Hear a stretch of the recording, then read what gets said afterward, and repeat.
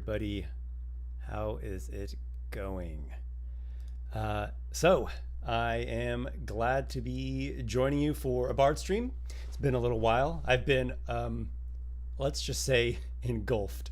I've been engulfed and like grappling a kraken in regards to work, between working on the Kickstarter, like the Kickstarter page itself, and the content for the book and the marketing, plus the Living World campaign. For those that aren't familiar yet, there's a Living World campaign called Myriad Legends. It's the name of the campaign setting, and that has a bunch of GMs and a bunch of players. And we recently launched a website. It's hosted on westmarches.games.com. I worked with the dev Mikhail quite a bit to get a bunch of features implemented that is improving our quality of life, like adding a bunch of things that Discord isn't good at. So that plus other things has kept me just ridiculously busy. But I have gotten through a lot of the checklist. Many things have been crossed off. So I should be able to somewhat get back to producing some video content. Actually working on a new video right now. I'm going to remake my original monster ranking video. So I'm going to do the Beast Folk ranking, like the 2025 version. There's some things about it that I don't know if I'd say I'm struggling with it. It's more like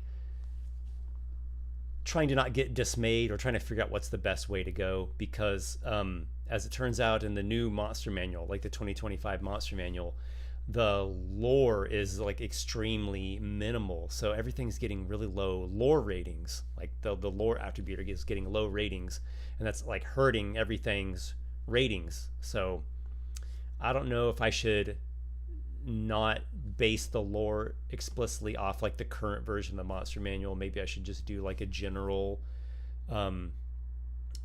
like a amalgamation, or just like a generalized consideration of the lore for, you know, the whatever creature throughout the history of the game. Not quite sure. Another thing that I'm running across is like certain monsters are changed in weird ways in the new monster manual. Like there isn't just a regular lizard folk in there. There's like special lizard folk, like a lizard folk geomancer and a lizard folk king or something like that, chieftain. And there isn't just like a baseline lizard folk. I'm not sure why they did that. It might be because they've taken out certain monster type races from the monster manual. Like there's an orc in there anymore, which is just the weirdest thing to me. And also lizard folk is considered elemental now. I don't know. It's very weird. But anyhow, let's talk about cool things. I'm going to do a drawing for patrons. I do a drawing every month. I select a couple patrons randomly, and they get to select a reward of their choice. The selected patrons can submit like a monster or an NPC concept, and that will show up in an upcoming issue of my newsletter, Scrolls of the Bard. You can schedule a one-on-one like private Zoom call with me, and we can talk about, you know, questions you might have about D&D or something you're creating with your own tabletop role-playing game or your campaign. Or we could talk about anything really. You could submit a concept of something you're working on, and I could give you some feedback, like editor type feedback, whether you're working on a TTRPG or like a homebrew monster or class. Someone recently sent over an adventure that he's working on, and so I'm going to look over his adventure and give him some feedback and some input and some guidance. So I do 2 drawings every month. I might as well just switch over to this now. I draw 2 names every month, and depending on what level a patron is at over on my Patreon, the name could be in here once, twice, 3 times, or even 5 times at the mythic tier. And the link for the Patreon is down in the video description. If anyone is interested in showing support to the channel, check that out, Esper the Bard on Patreon. And there's like a monthly newsletter, monthly RPG maps. There's free stuff, and there's stuff just for patrons. So I try to put out plenty of content for everybody, because I love you crazy rascals. So we're gonna draw a couple names, then we'll talk a bit about Gauntlet Runner. I will show, look over a few things with you guys and talk about it, and then I'll also do Q&As. If anyone has any questions, feel free to put them in the comments. You might hold off on the comments or the questions just at the moment, and then I'll let you know when we'll be switching over to more of a Q&A type moment, because if you put a question now, it might just get buried. But we'll get to Q&A, and I'll do as much of that as possible and try to answer the questions as much as possible. Sometimes I can ramble on forever on a question, and sometimes I actually don't know how to answer something. So I'll do my best. Okay, so let's draw a couple names. I don't know if we can call this a draw. We're going to spin the wheel of fate and select a couple names. And I'll get my notes out here so I can note these down. We're looking at Jimbo. Congratulations, Jimbo. Been selected for October 2025. Happy October, everybody. Happy Halloween times and fall season. Okay, so Jimbo was the first patron selected, and we'll go to the second.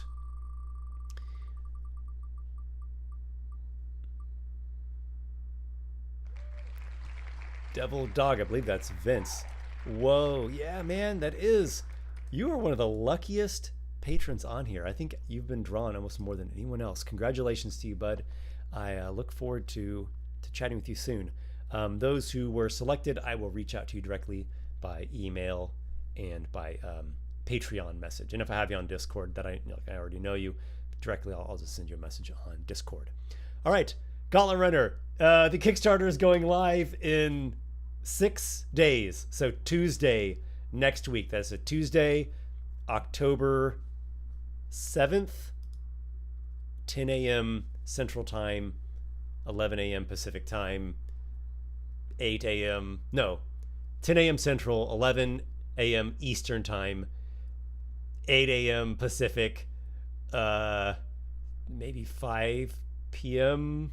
in like Western Europe, like UK time, 6 p.m. Central Europe. Don't ask me what that is in Australia. It's probably like in the middle of the night. So sorry, I try to time it to where it is viable for the most amount of people, but that's impossible when the world is wide and large. So yes, this is the pre-launch page. This isn't the like actual live Kickstarter page. This is just like the little preview you can see before the Kickstarter goes live. So launching soon, Tuesday next week. If you guys have not yet clicked on this notify me on launch, this is the follow button. Go there and please give it a follow. The link is also down in the video description. I'll put the link here in the chat box as well. I probably should have thought of that already.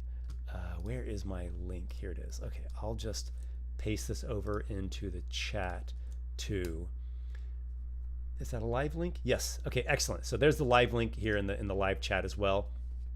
Give that a follow. If you don't have a Kickstarter page or a Kickstarter account, it's super easy and super fast to make one. Like it just takes a second to make one, and then you can follow Gauntlet Runner and follow anyone else's project. Even if you're not sure if you'll be able to actually back when the campaign goes live, that's okay. Just getting follows has like an algorithm boosting effect. It like helps boost the like where it displays in the listing, because there's all kinds of different projects displaying on Kickstarter. So show some support there. I've been working very, very hard on this Kickstarter page, and I'm very happy with how it looks. This preview is like, it's like the light version of what the actual live Kickstarter page will be. So it will resemble it in some ways, but it will be much more complete. There'll be a lot more to it and a lot more to see, and we'll talk about the different pledge tiers and whatnot. Also, if you haven't watched the trailer video yet, oh, you're in for a treat. Make sure to check out the trailer video. It's a fully animated, immersive trailer. I opted for not doing like narrations or getting into the nitty gritty of Gauntlet Runner itself, but just immersing the viewer in the vibe, in the atmosphere, in the tension and danger of the setting. Got some cool promo blurbs from some various personalities, some various individuals, not least of which Professor Dungeon Master, who played in the first Gauntlet Runner competition on the channel. We'll see if he comes back. I don't know. He might or he might not. He's not much of a VTT guy, as it turns out. Artwork is from a bunch of different artists, and like with my previous books, I'm working very, very closely with the artists, providing them mock-ups, references, a bunch of art direction, encouragement, and feedback, and getting some really, really cool illustrations done. Lots of illustrations are done already, and then there'll be more to come after the Kickstarter. That's part of the purpose of the Kickstarter is to generate more budget, more funding, so that I can, commission the artists who are very talented and deservingly so. Make their gold pieces. The cover is a combination of Yagaba Lacona and myself. Yagaba did the actual interiors of these panel illustrations. Again, I worked really closely with him, though he was the actual illustration who did the illustrator who did the final versions, and I did all the rest. Actually, technically, Bodon, he did the Gauntlet Runner icon, so I should give a bit of credit to Bodon as well. And G. Pollock, he did this, and he's been doing a bunch of other illustrations, like a lot of the boss monster illustrations. He's just so incredibly talented, and is someone who, though it's digital art, he can really get like a traditional painting type feeling in there, because it has a lot of texture and a lot of strokes, and he uses brushes that emulate the look of traditional painting. So just a pleasure to work with. And there's going to be, so there's a pre-launch. There's like a little promo going on where you can get access to an exclusive bonus dungeon and bookmark. That will come after those rewards will come after the Kickstarter campaign concludes, for those who put down a $1 deposit in advance. So if you're interested in that, still got 6 days to do it. There's some like a little GIF of some bits from the VTT version. So there's kind of three formats for Gauntlet Runner. There's the hardcover book, then there's the PDF, and then there's the VTT as a Foundry module. So there's quite a bit of support for both traditional and digital with this book. You know what? Let me look over here and see if you guys are sending some questions already. I should probably be open for Q&A starting now. Dracolester, do you think D&D has both too much monster variety and yes, also too little, such as there being like 3 angel types but a billion different devils that feels like they serve the same function? I think I'd see what you mean. I was kind of thinking about this today as I was looking through stuff from like the 2025 monster manual. It's like there's a lot of breadth. There's a whole bunch of monsters, but there isn't a lot of depth. And now it's complicated, or it's complex to talk about this. It's complex to talk about the new D&D books in general, because some aspects of them are better. Wizards of the Coast did improve certain things, and we should give credit where credit is due. But other things, they're not improved, they're just kind of different. It's like they just kind of shuffled things around. And then other things I don't like. I think some of the choices they made were not good, or at least not to my preference, and they irk me. Sometimes they irk me greatly, like lizard folk being elemental and not in the SRD. What? So yeah, I think both at the same time there is a like overload of like so many different monsters. The problem isn't the fact that there's so many monsters. The problem is that it's not balanced out with enough depth. Like, I don't know how many monsters are in this new Monster Manual, but it's a really big book. Like, I would have rather there have been like 70 or 80% of the amount. So not quite as many, but then use that extra space to give us more lore. But lore seems to be a thing that's kind of getting pushed to the side in the modern hyper corporatized D&D. And there's a number of reasons for that, and I have my opinions about those reasons, and I'm not going to go into that at the moment because that's a whole other topic. I don't agree with it, though. I don't like it. I am a storyteller and a crafter and an artist and a lover of lore and world building, and for things to actually have style and identity to them. Hello, hello. I've seen a lot of cool people around here. Shad Leach, how you doing, man? Shad Leach, one of the game masters in Myriad Legends, the Living World campaign, a true success story. On your first pilot session, you didn't quite make it through in that first round, and you stayed in the game. You stayed dedicated. You persisted. You focused on some developing some and making some adjustments or some improvements. Came back, reapplied after the time period, got accepted on your second pilot session attempt, which I think is fantastic. So congratulations, man, and a story of inspiration there. Let's see if there's any other questions people have posted as of yet.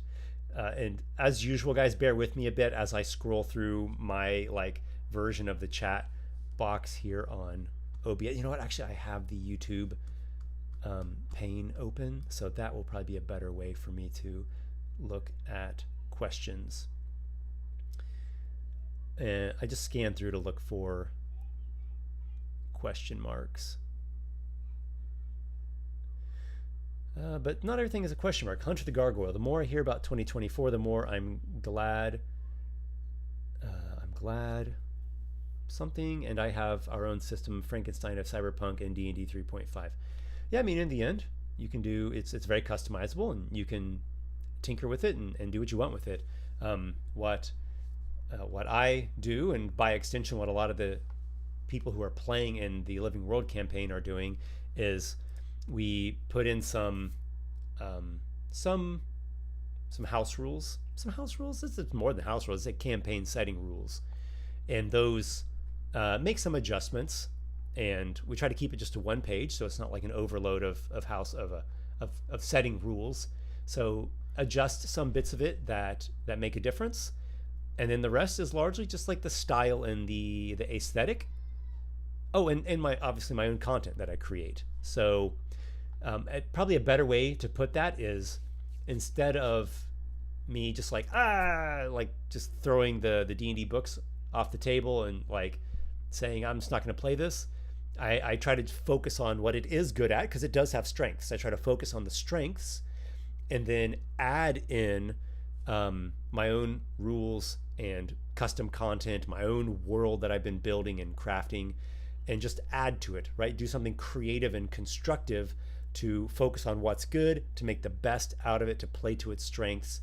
And then the parts I don't care for so much, adjust them with some rules and provide a wealth of alternative content that does hit that mythic style that I like, that gritty style, that historically inspired style. So those sorts of flavors of fantasy that inspire me so much. Honk indeed. What do you think about sword and sorcery vibe? I've got a lot of influence from sword and sorcery stuff, both from my childhood and then also from, in my 20s and even early 30s, when I was, delving through writings of old during those various eras, because, swords and sorcery has been around for a while. Swords and sorcery is older than the quote-unquote fantasy genre, not by a lot, but it is older. Like if we want to just say Conan, and around that time, that's like properly the birth of the swords and sorcery genre. That's 30s. I want to say 30s.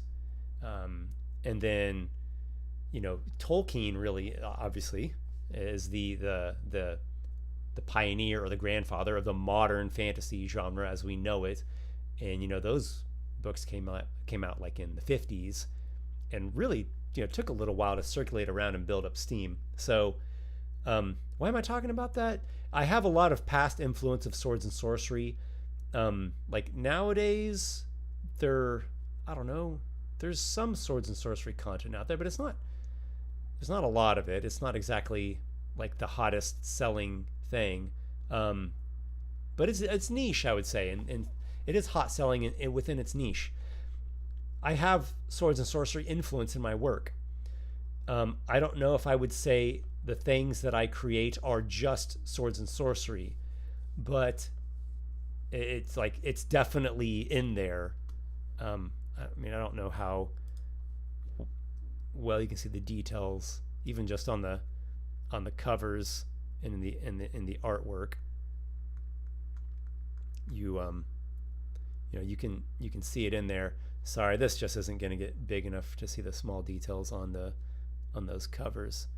But let me see if I can find a different illustration that's larger. That's maybe yeah. Like I mean that's straight up swords and sorcery influence there. There as well. Or maybe it's like a blending, right? It's like a blending swords and sorcery, mythic fantasy, historical fantasy, and the high fantasy is in there, right? It's a D&D setting. It's high fantasy, but it brings down the kind of like ultra high magic goofiness. It brings that down a notch or two, and then it brings up the like grittiness and realism and historical inspiration by a notch or two. So I have found that when since fantasy is by its nature very fantastical, and there's monsters and magic and many wondrous things, since there's so much of that already in there, if you overdo the baseline world and make the baseline world itself so overly magical, things start to kind of lose their depth. They lose their meaning. Things kind of become meaningless, and it's just like everything is magic. Well, then nothing is magic. So I have found that if you make the baseline setting a bit grittier and more realistic and kind of historically inspired, it's like it balances out the flavor profile, to use that analogy. It gives it a completeness. It's more robust. It makes the magical parts actually feel a lot more magical because they're contrasted with something that's more grounded. If you don't have contrast, then things become flatter. They just don't have as much dimension and dynamic to them. Let's go back and see if there's any other questions for now. Nope, even on the YouTube tab, it does this thing where it sometimes just jumps me to the current comment, and so I ended up missing inevitably someone's question somewhere in there. Benjamin Arnold. It's my son's name, Benjamin, so already have a bit of favor just in reading that. Hey Esper, nice to hear from you. I can't stay for long because of work, but I wanted to say your Infernal War video is a constant source of inspiration for me. It's a great benchmark for my own lore. Thanks, man. I really appreciate that. That's what I'm talking about right there. I love lore and world building, and as much as I love role-playing games and I love connecting with you guys and collaborating with other people, in my heart of hearts, truly what I am is an artist. I'm an artist and a writer kind of first, and then the like game designer is it's like a close second. So role-playing games are a fantastic way in which people can connect with each other in many different facets. There's a lot to a role-playing game. There's the game mechanics, there's the socialization aspect, there's the art and the aesthetics, there's the lore and the world building, there's the creative aspect of building characters and worlds, and there's just so many different elements, so many threads woven together into this wonderful tapestry. So for me personally, probably the thing I like a lot, I like kind of all of that. I sort of like everything, but I'd say probably the thing I like the most is the ability to craft something as an artist, be it a world or an adventure or a monster or a book or lore, to craft that and then connect it with you all, connect it with you guys, and then it becomes part of like a living virtual world, right? A living world, a living campaign that we're all a part of, and people are making their, like, they're creating and contributing to it and interacting with it. Like yesterday I was looking at our living world campaign, our community campaign, and I was just scrolling through the different characters. Like there's hundreds of characters in this campaign, and seeing, a number of them that are content from Monstrous Heroes or from Esper's Emporium, and it puts a sparkle in my eye. It warms my heart. It's just so it's amazing. It's kind of like that good sense of pride of like seeing your children accomplish something, or like going to watch your kid perform at a school band or a theater or whatever it might be, or at a sports game, right? And it's just such a sense of meaning and purpose and motivation. So thanks, guys. You give a lot of meaning and motivation for me and in my life, and hopefully I can keep providing you guys things that are of value and inspiring. So yeah, that's what I'm talking about right there, the lore and the world building. D&D is trying, like baseline D&D or mainstream D&D, the official product, really is trying to appeal to as broad audience as possible. And there are reasons for that. There are business reasons for that, and that's just the way of business in the world, the way of the world, right? The downside, or one of the downsides of that, is that the more it appeals to a broader and broader pop audience, the less it loses its actual identity, because the more identity or specific you make something, the less it's going to appeal broadly. And that's obvious, right? The more niche something is, that's kind of the opposite of a broad appeal or a pop appeal. Crush Pusher, good to see you, bud. How you doing? Could you provide a list of the artists who have worked on Gauntlet Runner? They've done some phenomenal work so far, and I know people who might be interested in reaching out for commissions. Cool. Yes, actually, in all of my books, in the credits, it says a list of all the artists who worked in the book, and then on every single page, whenever there's an illustration, it says the name of the artist. Like, I'll flip over to this tab here. There's going to be this sample preview of Gauntlet Runner on the live Kickstarter page, just like a free download. Technically, it's not hosted on Kickstarter. You click the link and it takes you to my website where you download it, but whatever. It gets you there. And you'll see, like here in the credits, you'll see illustrators. These are just the illustrators with pieces in the sample. There's more illustrators than this in the full book. And then you'll see right here, just like how many role-playing game books do, there'll always be the name of the artist on a page whenever there is an illustration. And that's something that I've done in all my books. I'm both as an artist and as a lover of art. I just love supporting artists.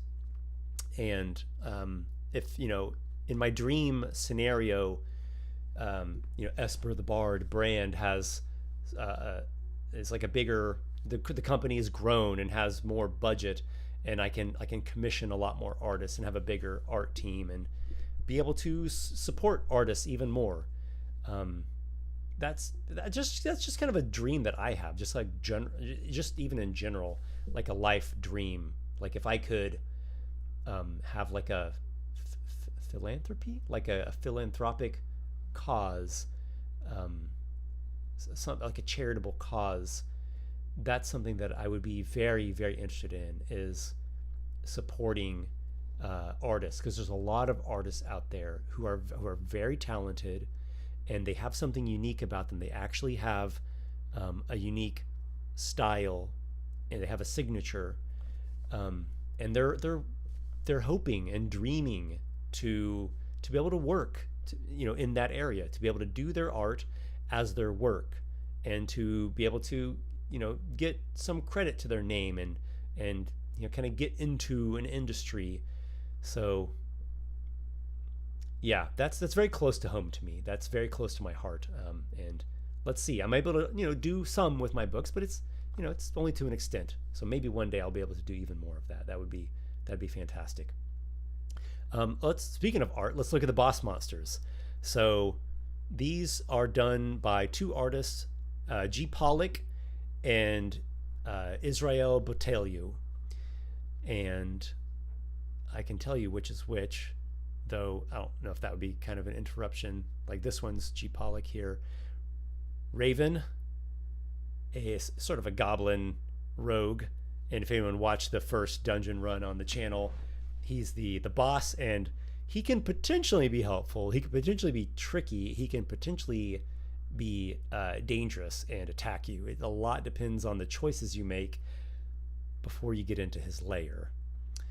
Noxious Narthusa, you might have also seen her as well if you watched the second dungeon competition. Also another G. Pollock piece here. A foul, disgusting slug demon woman.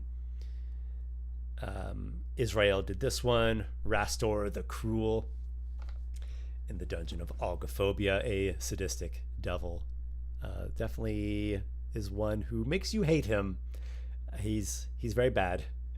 Stormhorn by G. Pollock. This dungeon was pretty brutal in playtesting. I had to make some revisions to it, particularly what level it's rated at. Forful Skit, the sewer troll, a troll freak, multi-jointed, very long limbs. He's amphibious. He goes in water and on land. This is Israel here doing this amazing illustration as well for this one.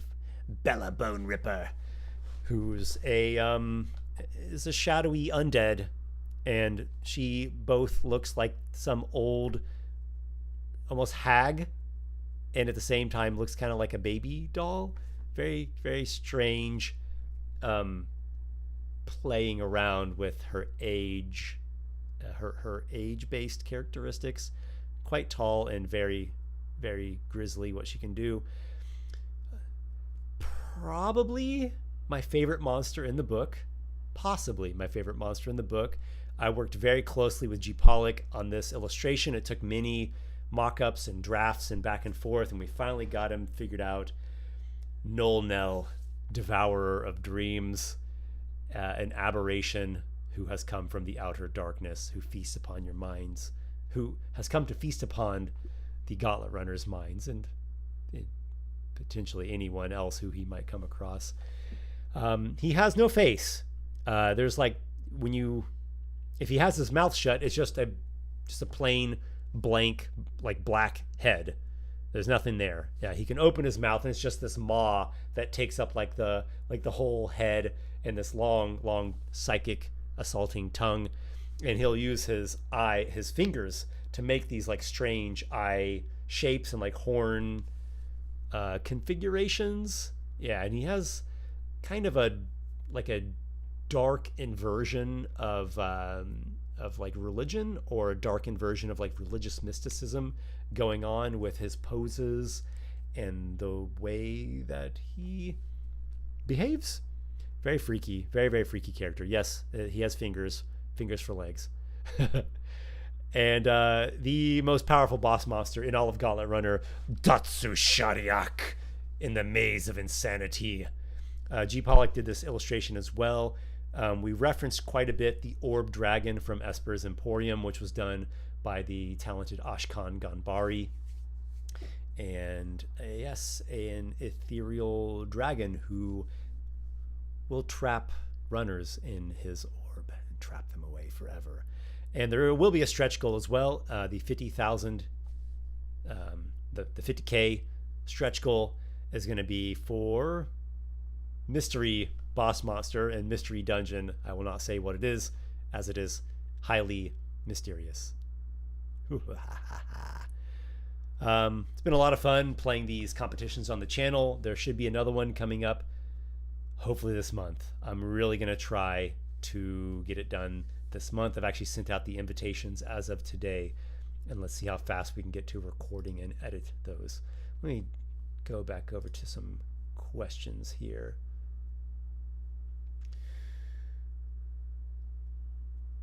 DH, Shadow Stalker. Hey there, Shadow Stalker. What do you think about gem dragons? Any plans to add them to your monstrous heroes? That's a question that I've received a few times. Dragon overall is one of the more popular monster classes in monstrous heroes. I do like gem dragons. I think, as long as they're handled well. I don't know if the Fizzband's Treasury of Dragons gem dragons are exactly what I would consider handled well, but not bad either. Just kind of mixed bag. It's been the sort of my feeling about official D&D content for a few years now. Just kind of mixed bag. Stuff I like, stuff I don't like. But yeah, I mean, just in general, gem dragons I think are pretty cool.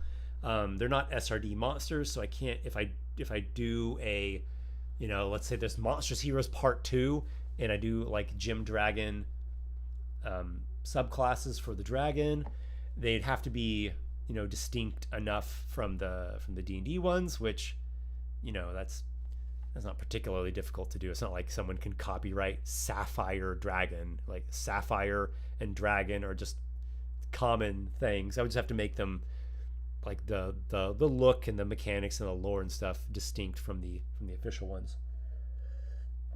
So they might get added. I would be interested in adding in the unique dragons from Ikoros, like the Orb Dragon and the Astral Dragon. Those could be cool subclasses if I do like a Monstrous Heroes Part 2. Actually, this is a good segue, or not a segue, just a quick sidebar. There is, with Monstrous Heroes, there's not just Monstrous Heroes available. In fact, there are some of the older books, as you see here, and there's this thing right here. What is this thing? Monstrous Contenders. What is that? Monstrous Contenders is an add-on or part of some bundles that'll be available. It's going to be a soft cover, so a smaller book, and it is actually going to remaster 4 of the Monstrous Heroes monster classes and put in additional subclasses and put in like some more feats, and there'll be a couple of new weapon masteries and also an exclusive Gauntlet Runner dungeon that will just be in Monstrous Contenders. So this right here is going to have something kind of along the vein of what you're talking about. Dragon is not one in there. It's going to be Minotaur, Revenant, Troll, and Arachneer. So I'll have those 4. And I'll see how that goes, both in terms of me creating it and in terms of how popular is it. Like, are people liking this? Is it something that people want? And, producing it, is it that right balance of, like from the production side of things, there has to be the right balance of how complex and how much work and time does it take to produce it versus is it something that people actually want and it's worth spending all the time and energy to produce it, etc. So yeah, more on that to come.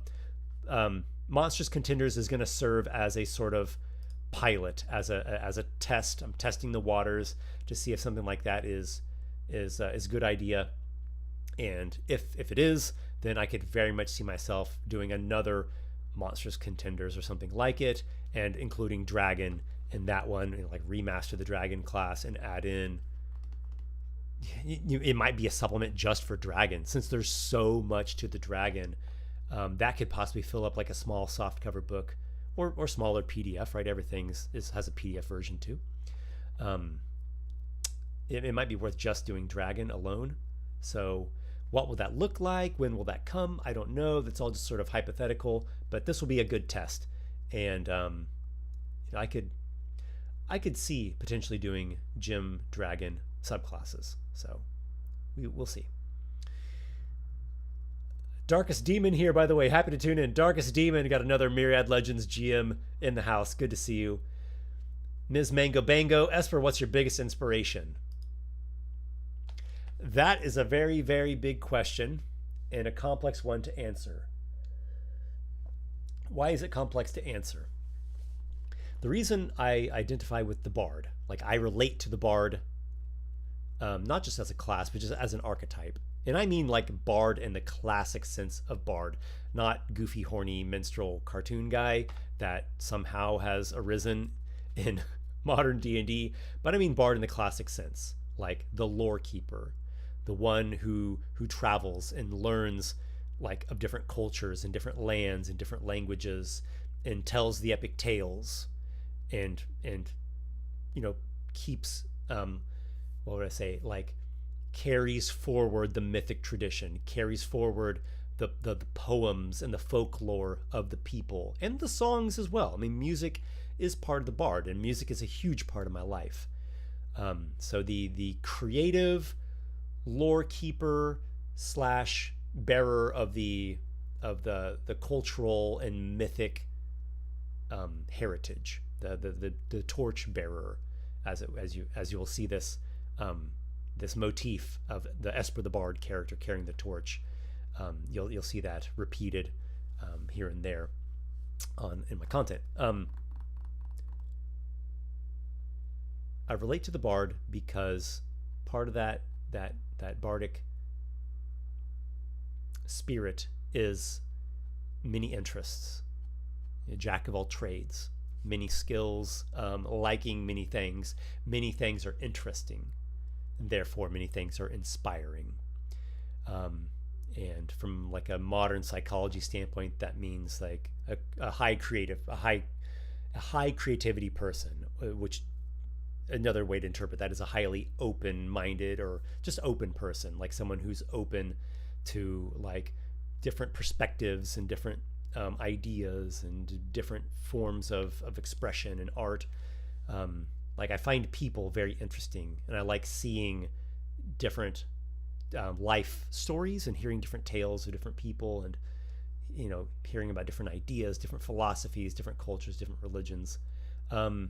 So it's going to be very hard to say, what is my biggest inspiration? Where do my ideas come from? Could be a book, could be a movie, could be music, could be a dream, could be a game, could be a person, could be something I saw happen in real life, could be experiences that I had, could be something in nature, like a powerful experience I had, like on top of a mountain, or just walking in a field one day. Memories. I'm a very spiritual person. And that's a huge part of my life. I think like my soul as an artist, that's so big. That's kind of a different topic, though. I don't know if I want to go too much into that spiritual and religious topic, as much as it's extremely fascinating and interesting to me. That might veer kind of out of bounds of it might be beyond the scope of what we're talking about here in this live stream, though it's something that I might want to take on someday. We'll see. I try to be mindful about the content, like on my channel, my Discord and stuff, because if you go too far out of the scope, it can have strange effects. So we'll see. So biggest inspiration, spiritual experiences that I've had. Call them mystical, call them mysterious, call them, just part of the human condition. There's something that's profound about them, and those would be my biggest, I would say, the most powerful moments of inspiration. And there are different ways in which those occur.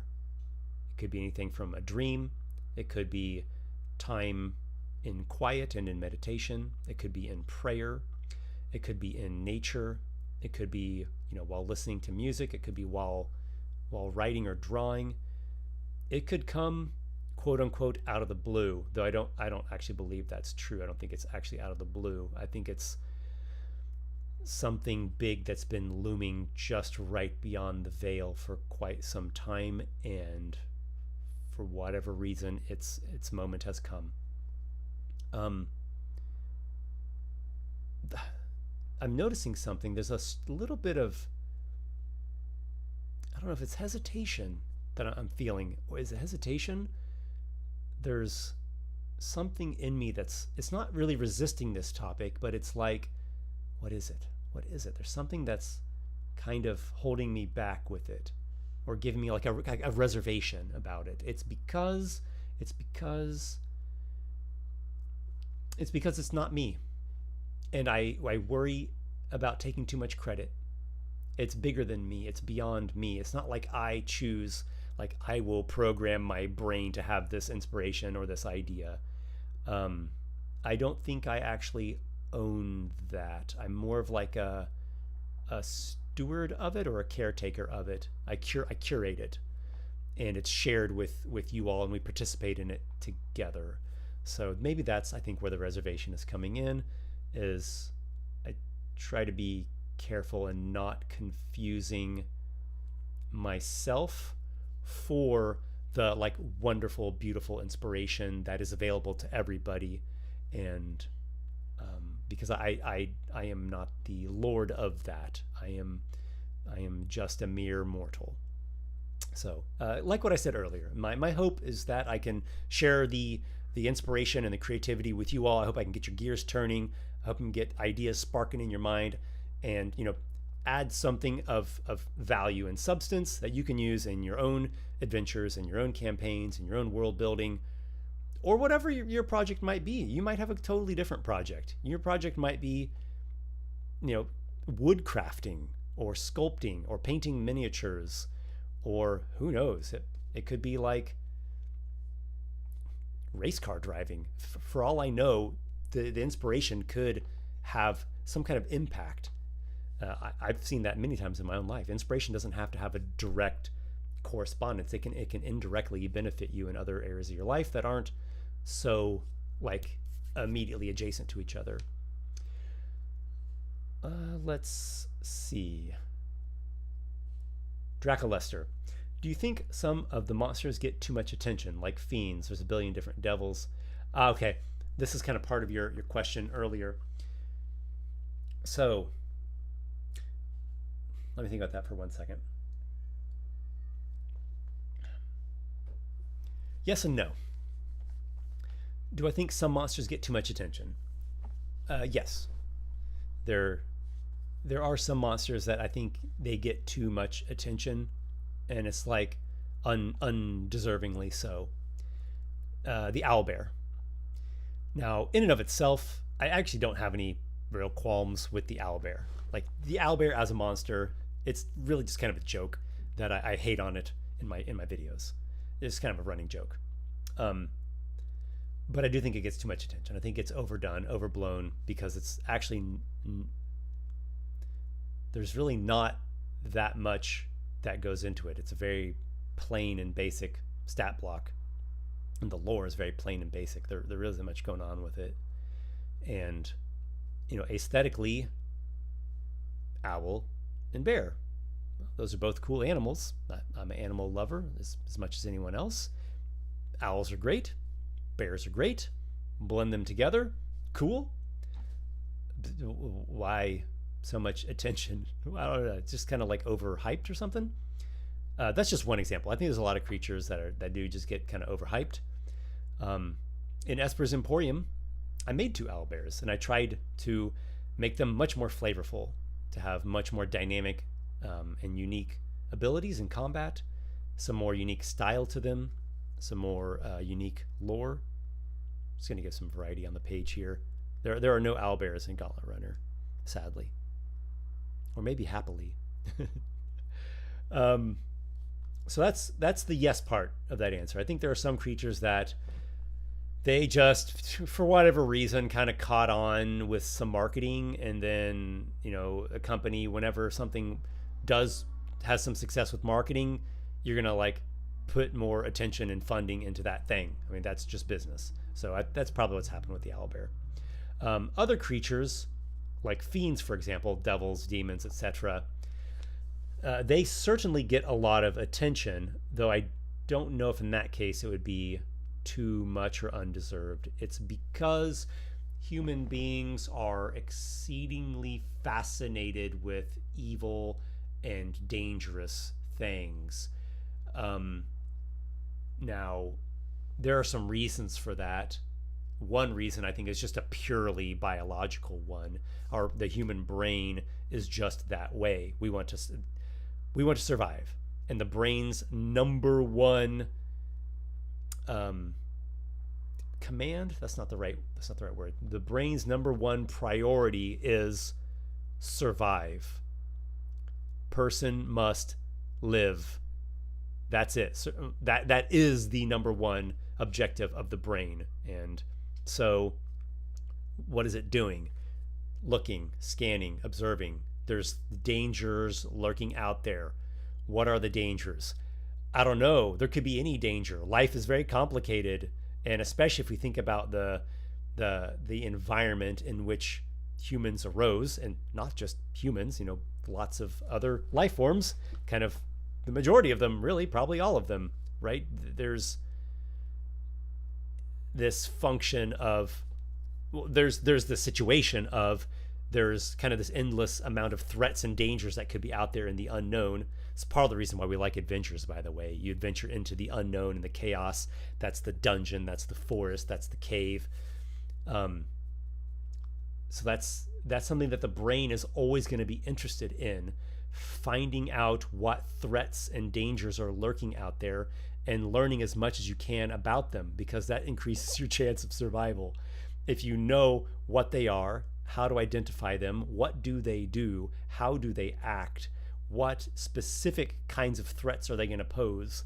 Are they, is it like a snake slithering along quiet and unseen and will like quietly inject you with venom or like grasp you up in its coils? Is it a raptor, an avian thing that's like winged and is going to strike with talons from the sky? Is it some kind of insect? Is it like a person? And on and on and on, right? There's just kind of an endless number of threats. There's an endless number of monsters. So, and then with something like fiends, that kind of just basic human biological interest in being able to survive gets paired with our interest in evil, with malevolence of, whoa, there's another layer. There is more than just basic biological threat to the organism's survival. There's a non-physical component. There's an immaterial component. We could say a spiritual component that has to do with patterns and behavior and goals and objectives and all the like non-physical things that are very much a part of reality. And so I've studied evil a fair amount, and if you haven't noticed, I've even dedicated some videos to it, and I'll probably dedicate more videos to it. People are very interested in that. We're very scared of it, and we're interested in it at the same time, and some people are more scared, and other people, the interest is higher than the fear. It's part of the reason why people like crime dramas and crime investigation shows and detective shows and detective books and police procedurals and criminal psychology. Like that whole area is exceedingly fascinating, because it's like, why would somebody do that? Like, there's like, you want a glimpse into the mind of somebody who would perpetrate such atrocities. So why would someone do these terrible things? And something like a demon is a mythological representation of that spirit, right? It's like that is the mythological, the archetypal, the artistic illustration of evil. Like that is malevolence embodied and given like a concrete form.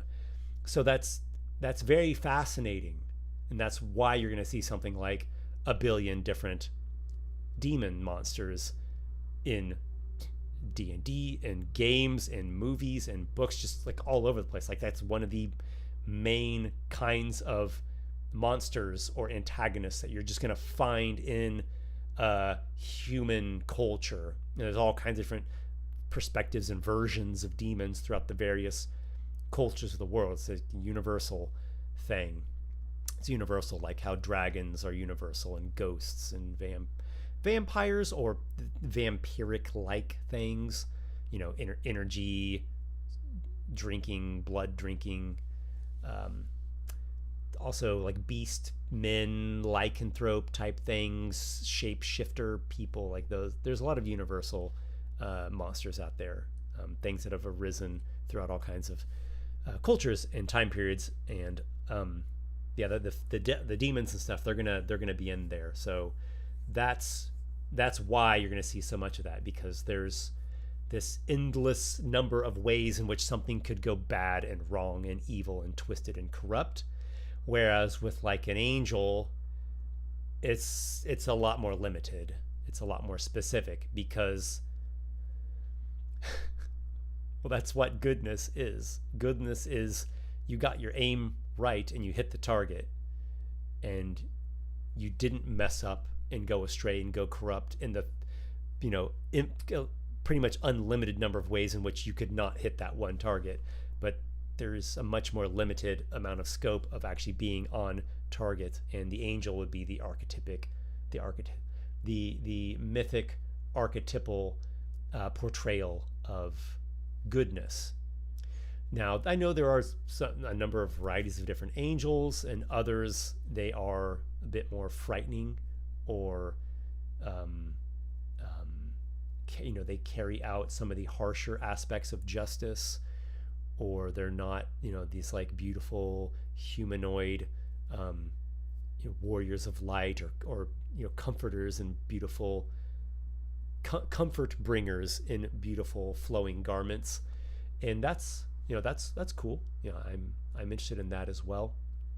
So that's why. That's just in general, you're going to see all human expression in media give more focus and attention to negative things, and the things that could hurt you, and the things that could kill you, because like it could kill you. So you really want to know about that thing, and how to anticipate what it's going to do, and avoid, prevent, minimize the threat. The almighty lizard. Hello, lizard. Hi, Esper. Years back, you were working on a novel set in your world. Any news on it? I was actually just talking to a good friend yesterday about this. I'll keep this a brief answer. I'm in the midst of the 6th draft. Work on it has been paused, as I've been so engulfed with the work on Gauntlet Runner and the Kickstarter and everything involved with that, and on the YouTube channel. I dearly, dearly want to publish those novels. And I have other novels that are in my mind that are begging me to write them. And they're not all fantasy novels. There's other genres. I like genres beyond fantasy. I like all genres. I just happen to have a particular like of fantasy. And like, it's kind of specific. It's actually like my specific flavor of fantasy is really, that is what I really, really, really like. So I dearly want to publish those novels and others. I think that is truly going to be the only way that I'm going to be able to deliver at as big a scale as possible my my stories, my world. The reason I got into this conversation with a good friend of mine is that he'd played in a long campaign of mine previously, and that campaign ended a couple of years ago, let's say. And he said that he dearly misses that campaign, and he hopes so much that he can play in another campaign that I run, like a private, long form campaign that gets to really, develop and deepen over time, and for the players to really get immersed into it and develop the characters. And I said, I feel you, man. I feel you, and I would love to do another long form campaign. I'm sure it will happen again sooner or later. That doesn't scale though. It's a very high cost, particularly for me at this phase in my life right now, where I'm so busy with work and raising a young family. it takes a lot. It takes a lot of time and dedication, and it doesn't scale. I mean, it barely scales. Like, you can only run so many D&D one person can only run so many D&D campaigns. But that thing that he misses, the thing that he said he's feeling a sense of longing for, the way that I could provide that and deliver that to scale, to essentially an unlimited scale, is through novels. And novels are the way in which I could do that. And please do not take this the wrong way. I hope this doesn't come out the wrong way. As much as I greatly love role-playing games, and I'm very passionate about them, and I put my heart and soul into my books and all my content, being a writer and a novelist, I think, would be an even an even deeper chamber in my heart. So ideally, I would be doing both. I think that's my dream life, is novelist and also RPG designer / GM. So, and that's not an impossible life. It's quite challenging to get that set up. It's very, very challenging. I've submitted my novels to agents, literary agents, many times before, and I've got nothing but rejection. So we'll see. I'm gonna get the 6th draft done. I'll do some more querying to literary agents. I'll be able to show them even more, history of previous successful projects, to hopefully lend more credence on the business side of things, because it is a business. And hopefully that pans out. I said that'd be a short answer. That wasn't quite so short. Christ almighty. What a username. What's your favorite gauntlet from the book? Oh my gosh. I'm going to pass on that one. I cannot pick a favorite at this point in time. I have a knee-jerk answer to it, but I don't want to give the knee-jerk answer because I think that answer might change. It might change like next week even.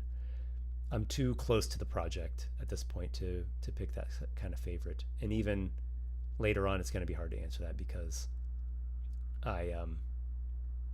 it's hard to pick favorites. It's very hard to pick favorites. Noble Gun. Howdy all. Hello, Noble Gun, another GM and admin of the Myriad Legends Living World campaign, a veritable pillar of our community.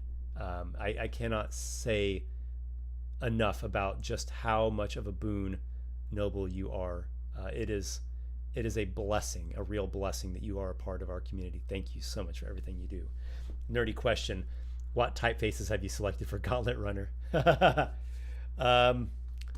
the Kickstarter page, there's a couple cool ones. There is, where's it at? This one is Bebas Nouveau for this all caps one, and then DIN condensed for this one here. Those are just, they're good because they're nice and clear. And then that more kind of stylish, striking one. Where's it at? Oh, it's not really much on this preview page. You'll see it more in the live page. Here it is. Metal Mania. On the actual live Kickstarter page, this Metal Mania font is going to be the header in most of the sections. And then in the actual book itself, you'll see some fonts that are similar to what you've seen in the previous books, like Wood God for like the section headings, and Allegreia is the one that I typically use for like lore text and just like general text, and then Carlito for stat block text because it's a bit simpler and clearer, reads better at smaller point font, which you need to use in stat blocks. Kepesk Earthalre. I might be mispronouncing that. Kepesk. I have enough time to say hello. I also have time to say goodbye. Sorry if I hit the wrong letters. I can't see the damaged side of my screen. You know how thin laptops are now. Well, thanks for contributing. Much appreciation for the hello and the encouragement. Looks like there might have been a super chat. Oh, guys, I fear that I have lost track of some of your questions. Saft 911 looks awesome. I look forward to more collabs. Yes, that is going to be one of the tiers in Gauntlet Runner, one of the pledge tiers, just like you saw with Monstrous Heroes and Esper's Emporium. There are a limited number of collaborator pledge tiers where you can not only get Gauntlet Runner itself, but submit a concept for monster and NPC. I think there'll also be like a dungeon room concept potential in this one. And then you'll submit the concept, and I'll take that and kind of craft it and weave it, and it'll go into the book. So your very own idea will become immortalized, much like what you saw happen with the previous books. And that's always a lot of fun. Okay, I think I'm back on track. Red Shadowblade, your mic is super low. I have to say, I set my PC's volume to 80% before I can hear you comfortably. Just putting it out there. Maybe it's how OBS handles your audio interface. I think it is how OBS handles my audio interface. You are not the first person to have made mention of that. I guess I could have turned up the volume slightly. It seems weird to do that in the middle of the stream, though. I'll just mental note that for next time. I can get the volume up just a little bit, and I can also get a little closer to the mic. I can also talk louder. Thomas Edgerton, Wizards of the Coast corporatized 5e. Yep. But, you know, you got indie publishers, man, so we're here to round it out and to save the day. Hunter the Gargoyle. So Esper, seeing you don't use a multiverse, which I really like, why do you think Wizards of the Coast trying to make D&D a multiverse? Just to sell. It's like the hot thing that's selling right now. They can make money off of it. The same reason why lots of other IPs are going multiverse style. And to be specific, I'm talking about modern multiverse, or maybe we'd call it postmodern multiverse. I don't know what the official term is. It's not multiverse from like the 70s and 80s where it's like, let's travel to the astral plane and then to the elemental plane. It's multiverse in the sense that you've got your medieval fantasy characters, and then Rick and Morty warp in, and then they go over to Final Fantasy, and then you're in Ravenloft with like this, what would you call it, like a 1700s looking gothic fantasy, and then you warp over to Eberron and it's steampunk, and then you warp over to, you know, Marvel or Star Wars, and, you know, there's laser blasters and people talking with modern lingo, and there's the infinite timelines. There's like 1,000 billion infinite number of universes, and like each character exists in each of those universes, and in every universe that character's slightly different.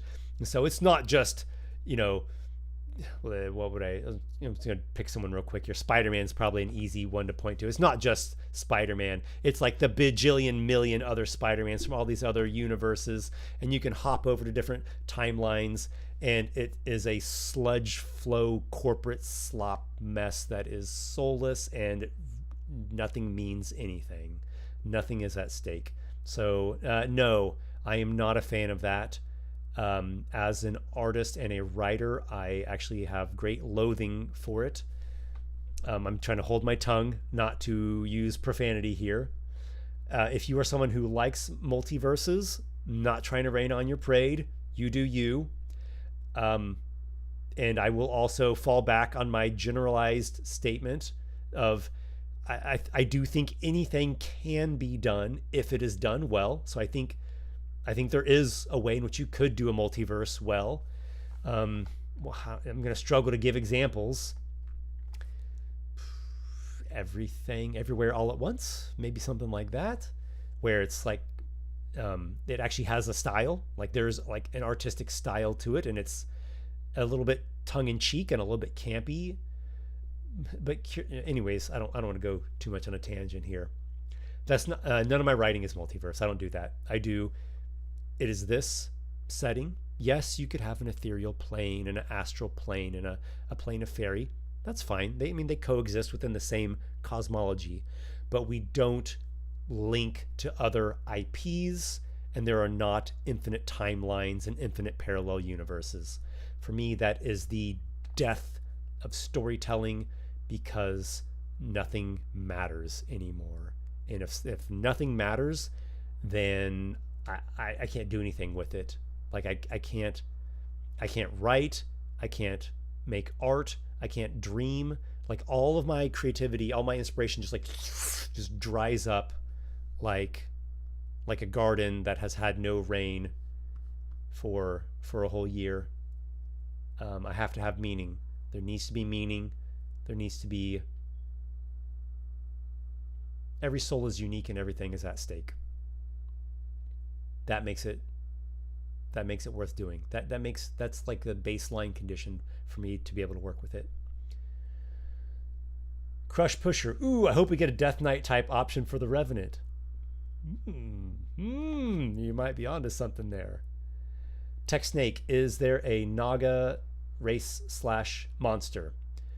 Not in Monstrous Heroes. Though if I ever make like a Monstrous Heroes 2 or a book that has additional monster classes in it, I am quite interested in doing a Naga, a Sphinx, something else. It's escaping me right now. I almost said Ghost, but it's not Ghost. There was a moment in the development of Monstrous Heroes and that there was going to be Ghost in there, but I ran into too many design problems that I took it out.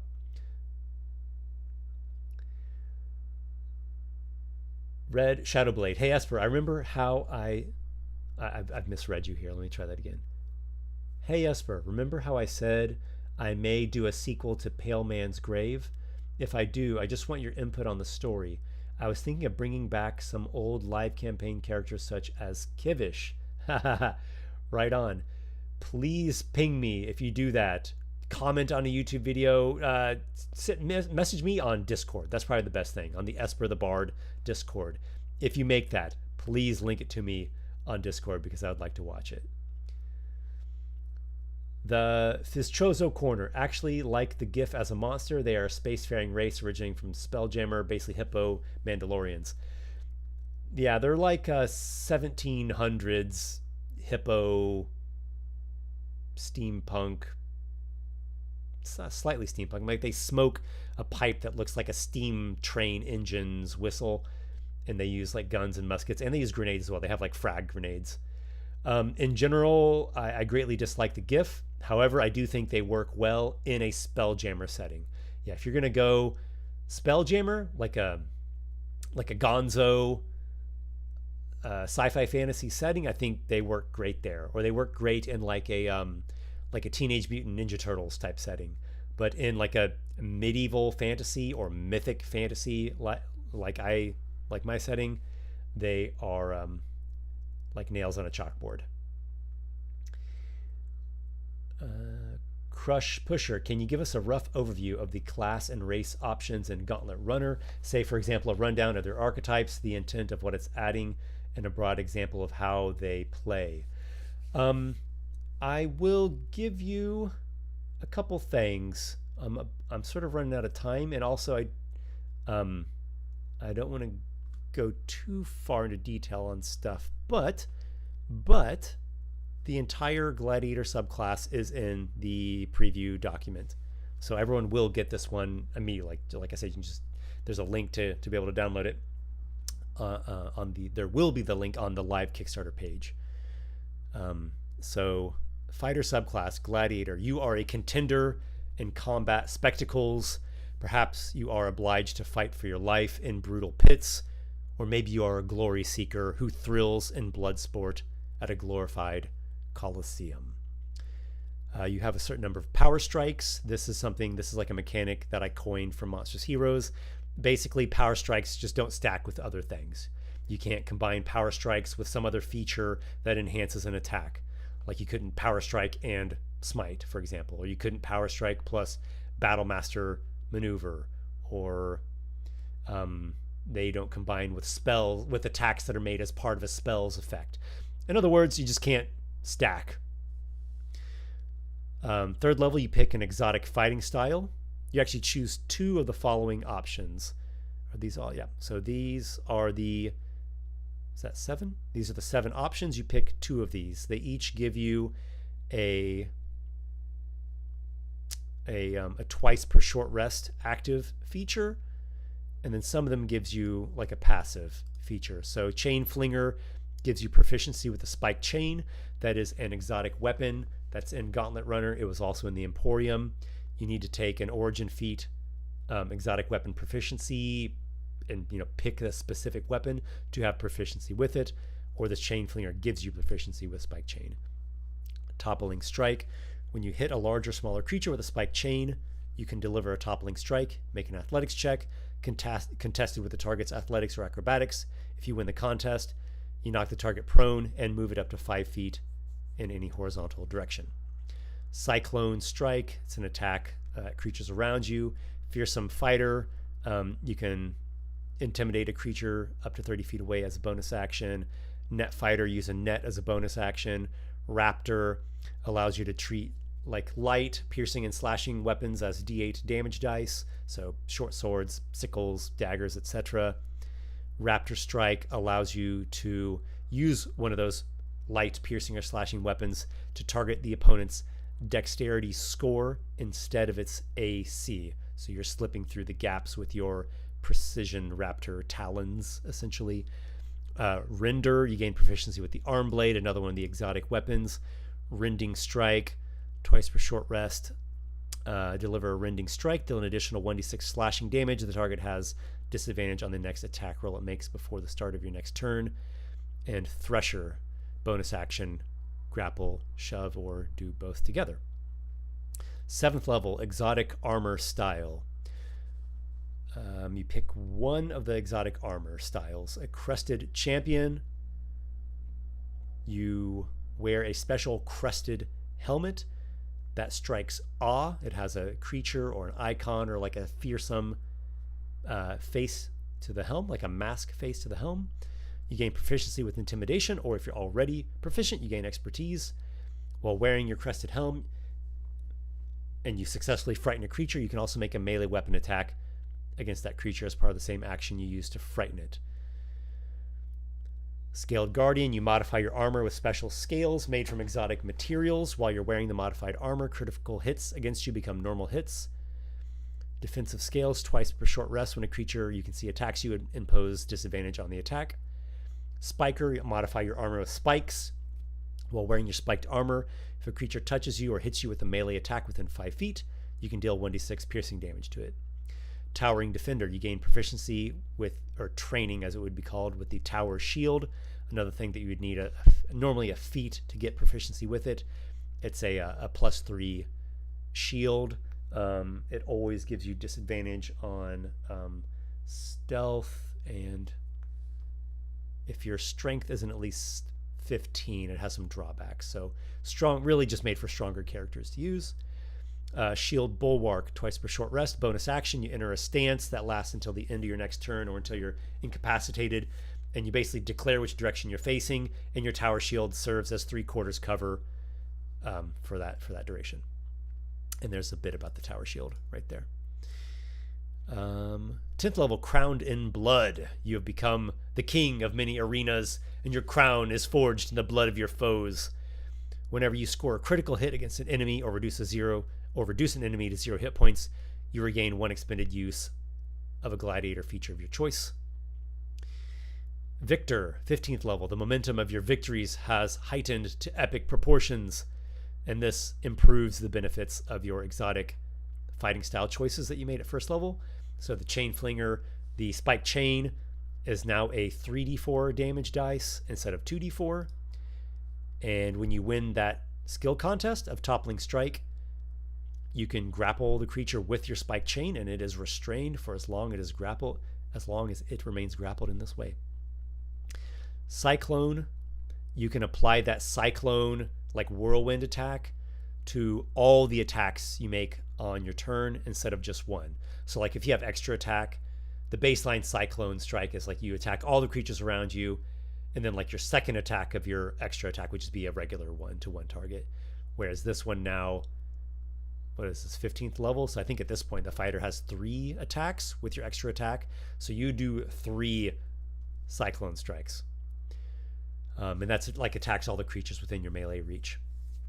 Fearsome Fighter. A creature that is frightened of you cannot target you with hostile spells and effects. It can still attack you and include you in areas of effect. You have advantage on attack rolls against creatures that are frightened of you. Net Fighter. Your nets that you throw have escape DC of 15, AC 15, and 15 hit points. The baseline on nets is like DC 10, AC 10, and 5 hit points. So the nets become a solid notch, more hampering, stronger. Your Raptor Strike limited, your usage limit of Raptor Strike goes to 4 per short rest instead of 2. Render, the usage limit goes to 4 per short rest, and the additional damage goes up to 3d6 instead of the 1d6. Thresher, you deal an additional 1d8 damage with melee weapon attacks against creatures that are prone or grappled by you. And the capstone at 18th level, Undisputed Champion.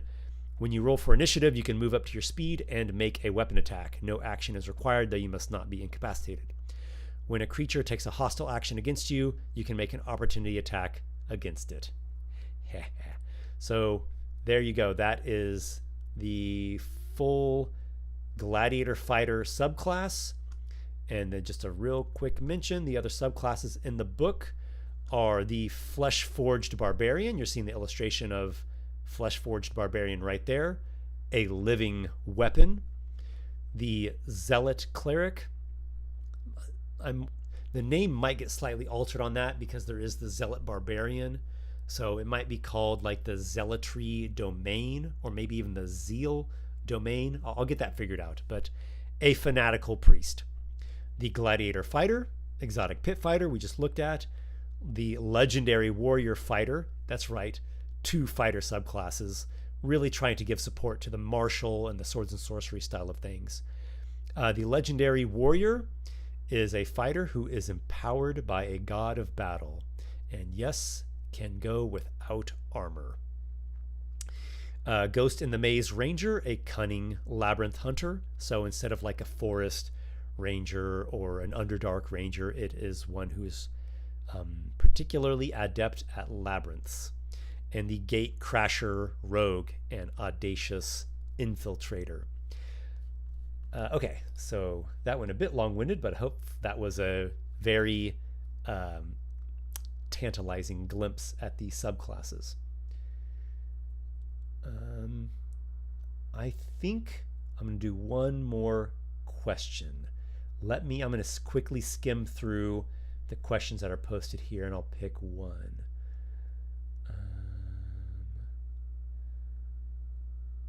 Let's see.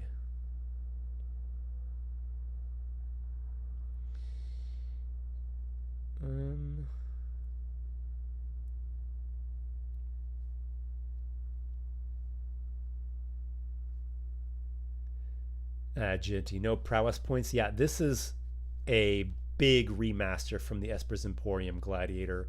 Much smoother and a little bit stronger. That the one in EEE was, it just wasn't quite there, I don't think, and it was not quite so smooth. The prowess points were a little bit awkward. So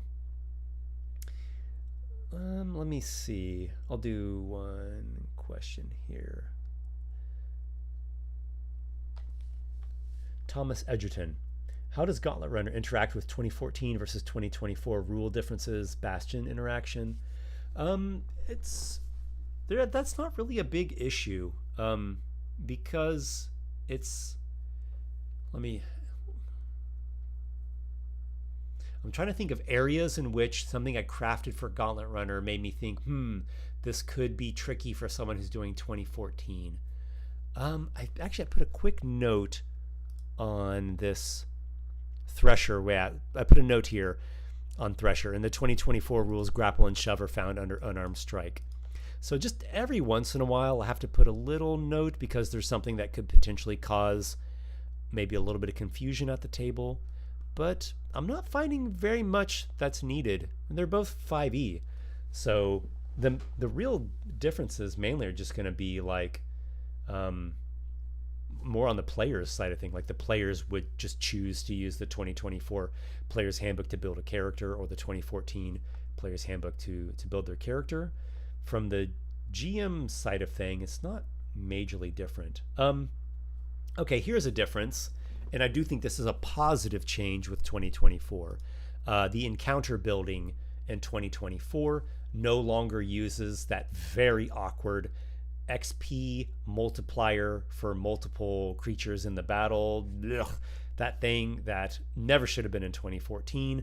Not only was it extremely awkward and cumbersome to use, you basically had to use an online calculator or like a website, because doing that manually, which is what we had to do for the first couple of years, was just a stupid pain in the neck. Like that was really the one thing of 5e that did not feel like 5e. It felt like something from 3e, where it was too complicated, more complicated than it really should be. So that was done away with. That also means that the encounters are more challenging, as they should have been, because with that XP multiplier from 2014, the encounters just were not challenging enough.